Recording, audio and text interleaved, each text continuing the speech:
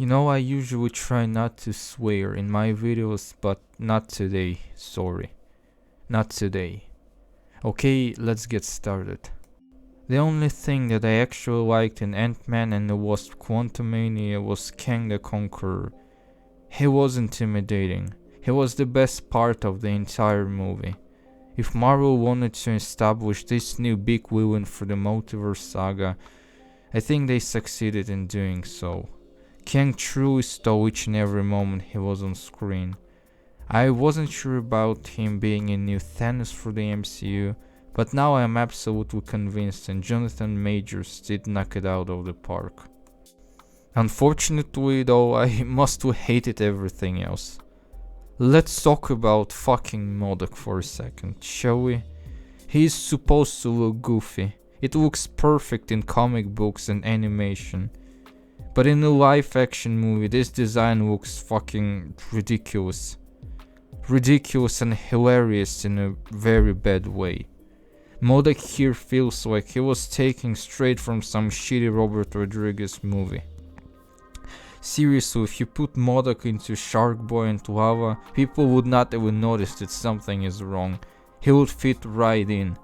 And this is fucking hilarious.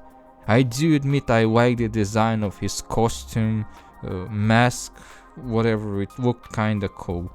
But once he reveals his face, this movie probably costs a couple of $100 million. And damn, this is where all the fucking money goes, I see now. MODOK does look authentic, but you gotta understand the difference between live action and freaking comic books or animation. Animation's huge perk is that the most ridiculous things can look good. Whoever in Marvel thought that this shit looks good, I don't know.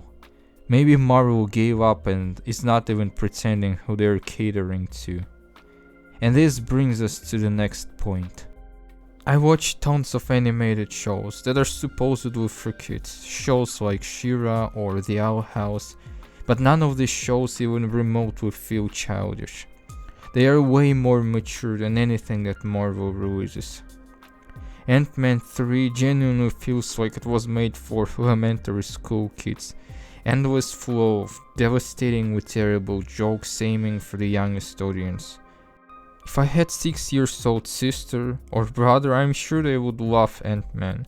They would even love MODOK, just like I enjoyed some terrible shit like Spy Kids when I was a toddler. I personally felt embarrassed most of the movie. Strangely, MCU is not growing up. Their audience is sure, but the movies are going back in opposite direction. Why do we need so many jokes in such inappropriate moments? Jokes about hosts, really?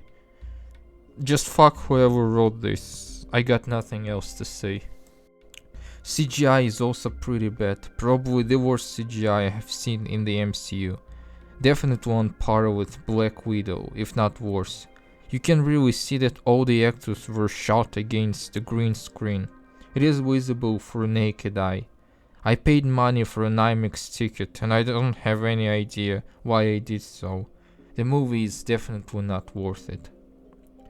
But is this the worst MCU movie? Probably not. Thor: Love and Thunder exists. But it is by far the most ridiculous movie.